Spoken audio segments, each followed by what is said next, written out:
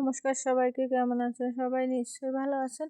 আমিও ভালো আছি। সবাইকে স্বাগত জানাচ্ছি বনানী কিচেনে। আজকে আমি রান্না করব পালং শাক। তো পালং শাকের কিন্তু অনেক রকমের রেসিপি করা যায়। তো আমি যে রেসিপিটা করব, অনেকে হয়তো খেয়েছেন, অনেকে খাননি।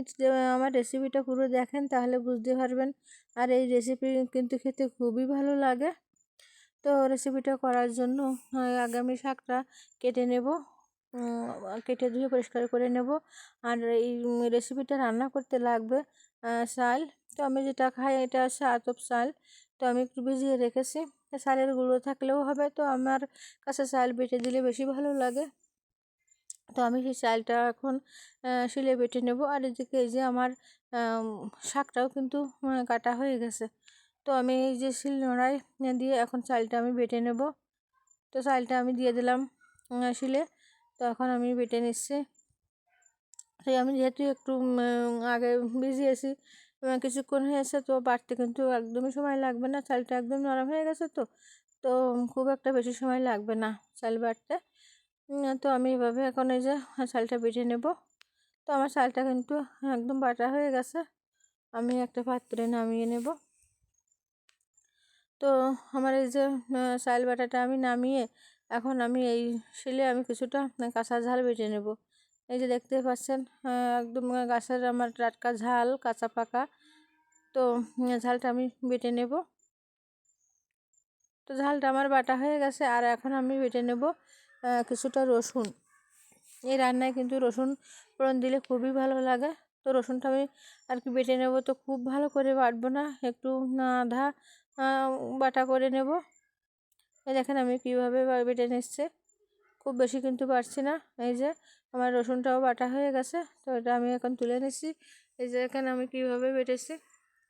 তো আমি এখন এই যে রসুন, কাঁচা ঝাল আর এদিকে চাল সব কিছু আমার বাটা হয়ে গেছে। আর এই চিংড়ি মাছটা আমি এখন রান্না করব। তো রান্না করার জন্য এখন আমি চুলোটা জ্বালিয়ে কড়াইটা বসিয়ে দিলাম। আর এখন দিয়ে দিলাম তেল। তেল দিয়ে আমি দিয়ে দিলাম চিংড়ি মাছগুলো দিয়ে আমি দিয়ে দিলাম একটু লবণ আর দিয়ে দিলাম একটু হলুদ। তো চিংড়ি মাছগুলো আমি এখন ভেজে নেব। তো চিংড়ি মাছগুলো কিন্তু আমি এই যে একটু ভেজে নিলাম। তো চিংড়ি মাছ এমনি ভাজতে একটু সময় লাগে না, ভাজা হয়ে যায় অল্পতেই। তো ভাজা হয়ে গেছে। তো আমি এখন এই যে দিয়ে দেবো, এটা হচ্ছে ভাতের ফ্যান। তো উতরিয়ে গেলে এই ফ্যানটা আমি আসলে ফেলে দিই। তো এই ফ্যানটা কিন্তু ফেলে না দিয়ে মানে খেতেও খুবই ভালো লাগে। তো আজকে আমি এই যে একটু রান্নাটাই দেবো, এই ফ্যান দিলে কিন্তু খুবই ভালো লাগবে এই রান্নাটায়। তো দিয়ে দিলাম। তো ওইটুকু ফ্যানে আর কি হবে না, তো এই জন্য আমি দিয়ে দিলাম এই যে একটু জল দিয়ে আমি ঢেকে দিয়ে একটু জাল করে নেব। তো আমি ঢেকে এই যে একটু জাল করে নিয়ে এখন কিন্তু আমার জলটা ফুটে গেছে। তো আমি দিয়ে দিলাম একটু হলুদ। হলুদ দিয়ে আমি যে শাকটা কেটে রেখেছিলাম সেই শাকগুলো এখন দিয়ে দেব। তো শাকগুলো দিয়ে আমি একটু নেড়ে ছেড়ে নিলাম, দিয়ে দেবো। আমার একটু হলুদ একটু কম মনে হচ্ছিলো আমার কাছে, সেই জন্য আমি একটু হলুদ দিয়ে এখন আমি ঢেকে দেব। তো ঢেকে আমি কিছুক্ষণ ওই যে জাল করে নিলাম। এখন ঢাকনাটা খুলে আমি একটু নেড়ে ছেড়ে দিলাম। নেড়ে ছেড়ে দিয়ে আমি এখন আবার একটু ঢেকে দেব।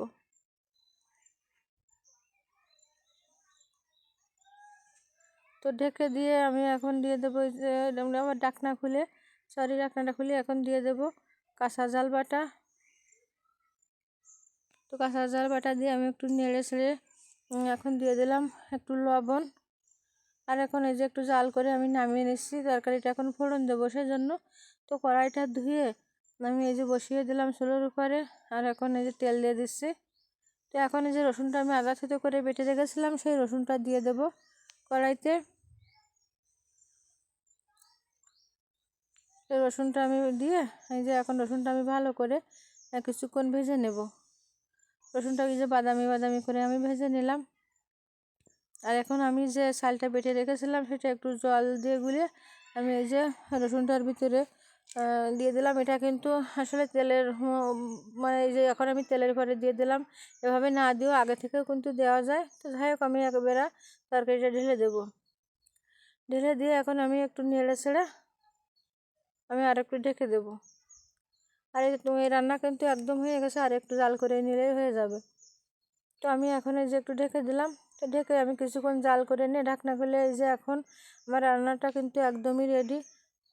দেখেন কি সুন্দর ঘন হয়ে গেছে। আর এই রান্নাটা কিন্তু এরকমই হবে। তো আমি এখন এটা নামিয়ে নেব। একদম হয়ে গেছে। তো কেমন লাগলো আমার এই পালং শাক আর চিংড়ি মাছের রেসিপি? আসলে এটা আমাদের এখানে পালং শাক চিংড়ি মাছের পিঠালি বলে, শাকের পিঠালি। তো যাই হোক, আর কোথায় কী বলে আমি জানি না। তো কেমন লাগলো কমেন্টে জানাবেন। আর এই পর্যন্ত এসে যারা এখনও লাইক দেননি সবাইকে বলবো একটা লাইক দিয়ে ভিডিওটা দেখেন। আর নতুন যারা দেখছেন আমার চ্যানেলটিকে সাবস্ক্রাইব করে আমার পাশে থাকবেন। তো ধন্যবাদ সবাইকে। দেখা হবে পরবর্তী নতুন কোনো ভিডিওতে। ভালো থাকবেন সবাই।